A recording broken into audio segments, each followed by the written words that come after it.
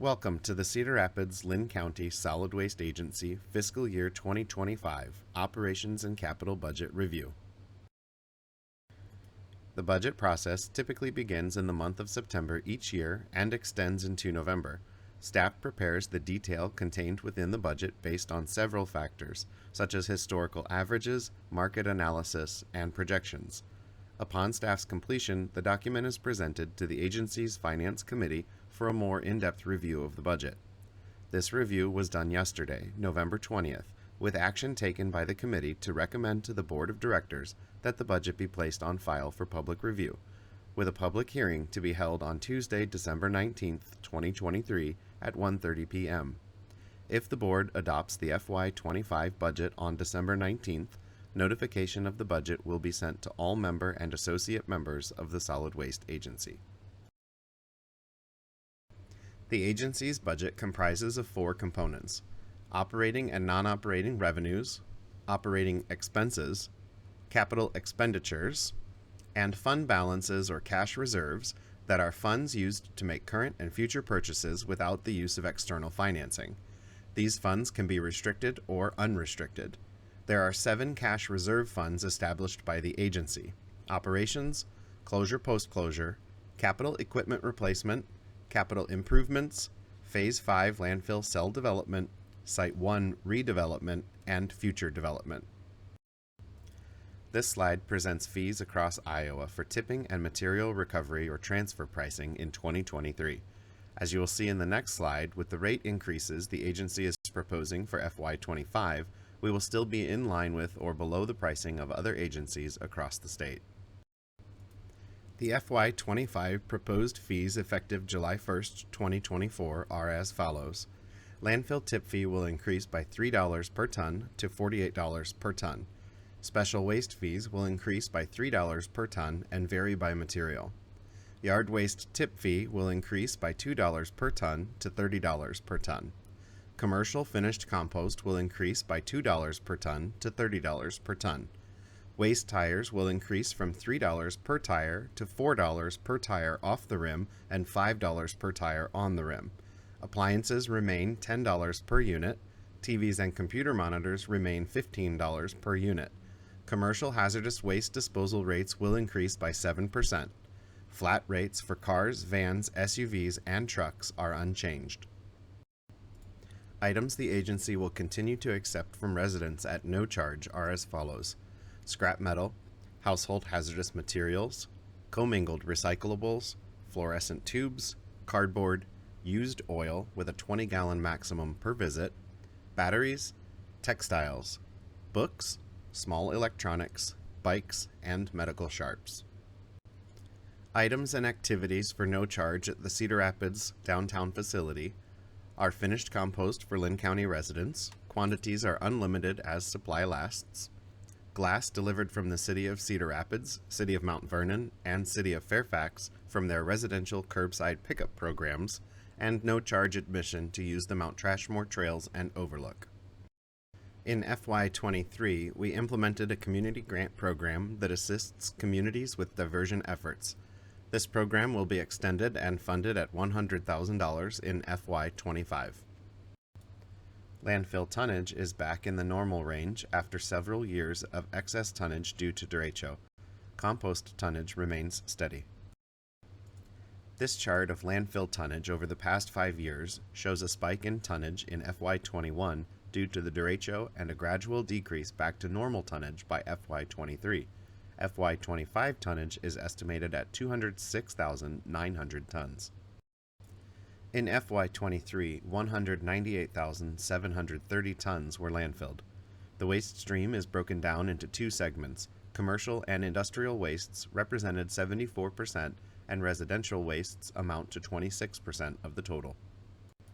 Of the 206,900 landfill tons projected for FY'25, the agency will need 123,636 tons to adequately fund landfill operations and administration. 21,164 tons will be needed to fund other programs such as recycling efforts, household hazardous waste disposal, public education, media advertising, and comprehensive planning. The remaining 62,072 tons will be distributed to the restricted and unrestricted cash reserves for future use. The summary page found on page 1 of your packet indicates that total revenues are projected to be at $13.9 million in FY'25, from $13.1 million in FY'24, or an increase of $800,000. Total expenditures are estimated at $14.7 million in FY'25, from $16.9 million in FY'24, or a decrease of $2.2 million. For FY'25, the agency will transfer approximately $2.5 million to reserves. This revenue pie chart indicates landfill user fees are the main source of revenue for the agency, amounting to 69% of the total. The remaining 31% comes from various other sources as illustrated in this chart. On page 2 of your budget packet, total revenue next year is estimated to be $13.9 million, or an increase of $800,000 from the FY'24 budget. Landfill tonnage has been forecasted at 206,900 tons for FY'25, compared to 217,000 tons for FY'24. Tipping fee rates will increase for most categories by $3 per ton and 7% for HHM. Site penalties for FY'25 are budgeted at $40,200, compared to $144,200 in FY'24. This is because we are handling the contaminated yard waste loads from the city of Cedar Rapids differently and are not charging a penalty. Recycling revenue shares for FY'25 are budgeted $78,900 lower than in FY'24 because commodity values are down. And lastly, interest income from FY'25 is being budgeted at $1,679,200, which is an increase of $831,900 over FY'24 as a result of interest rates at 4% in FY'25 versus 2% in FY'24. Total operating expenses next year is projected to be $15.5 million. Of the $15.5 million budgeted, 18.4% will be used for capital expenditures, 24.6% for employee payroll and benefits, 23.7% for depreciation, 17.5% for engineering, recycling disposal services, operating the gas engine, property insurance, media advertising, and educating the public, 10.2% for purchasing fuel, equipment repairs, and maintaining all buildings and grounds, 5.3% for closure post-closure, and the final 0.3% will be used for all other miscellaneous expenses, including administrative costs, public and employee relations, and bad debt write-off.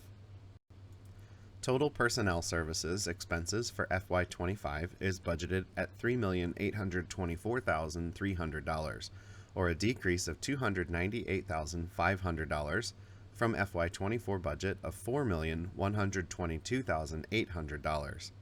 Employee headcount will be at 37 full-time equivalent in FY'25.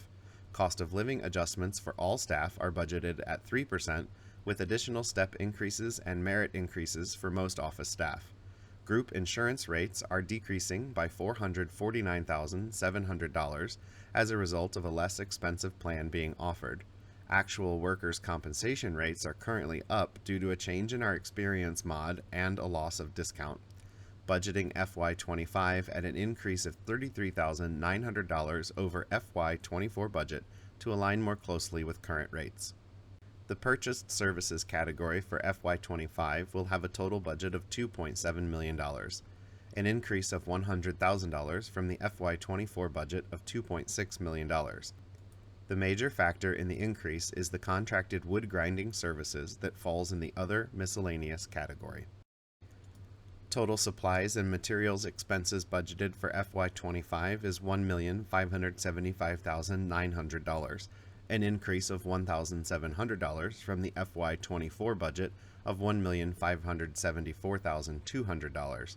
While most categories will see an increase due to inflation, there will be a decrease in diesel fuel because prices are anticipated to remain fairly level with current year prices, and we are no longer fueling a wood grinder for the compost location. Total other expenses for FY'25 is budgeted at $872,500, a decrease of $33,900 from the FY'24 budget of $906,400. The two drivers in this decrease are estimated post-closure costs and bad debt write-off. Based on current and future estimates of total landfill tonnage, current permitted landfill airspace will reach maximum capacity in October of 2027. Bringing the Phase 5B landfill cell online in 2026 will provide added landfill airspace for solid waste disposal. Total capital expenditures for FY'25 are estimated at $2.9 million. The largest capital expense expected to occur next fiscal year is the beginning of the Phase 5B cell construction. These capital purchases and improvement projects will adhere to the normal public bidding processes and procedures with follow-up review to the board for authorization to move ahead with what's intended. Total capital outlay, depreciation, and non-operating expenses total $6.5 million. The 5-year capital expenditure projection currently stands at $14.5 million, with the largest share of the capital expenses of $5.9 million slated for FY'26. Upon completion of any remaining capital projects in FY'27, there will be no capital improvement projects through FY'29, other than heavy equipment replacements. Total fund balance will increase approximately $2.5 million from $40,032,962 on July 1, 2024 to $42,511,218 on June 30, 2025. All funds are unrestricted except for one fund, meaning funds can be transferred from one fund to another based on the importance of financing short-term projects internally through cash reserves rather than having to borrow the money. The one fund that is restricted is the Closure and Post-Closure Fund. This fund, which has the largest fund balance, is mandated and monitored by the Iowa Department of Natural Resources, Chapter 67 of the State Code. This fund is needed to close the permitted landfill and maintain it for a minimum of 30 years after its closure date is established. Current estimate of the Closure Post-Closure Fund is $23.7 million, with the remaining 6 unrestricted funds collectively amounting to $18.8 million on June 30, 2025. This pie chart depicts the restricted and unrestricted cash reserves as of June 30, 2025. The restricted Closure Post-Closure Fund represents 56% of the agency's total fund balance. The remaining 44% is divided amongst the 6 unrestricted funds. Total operating revenues are expected to increase, and operating expenses are expected to decrease in fiscal year 25. Total estimated capital equipment acquisitions and capital construction projects of $2.8 million will have little impact on the agency's cash reserves. Total revenues less expenses and capital expenditures will result in an increase of cash reserves amounting to $2.5 million. The Finance Committee recommends the Board place the FY'25 operating and capital budgets on file for public review. Staff recommends a motion from the Board to place the fiscal year 2025 operating and capital budget on file for public review and to set a public hearing date of Tuesday, December 19, 2023 at 1:30 p.m. Thank you for your time and attention. Staff is now available to answer any questions or comments that you may have.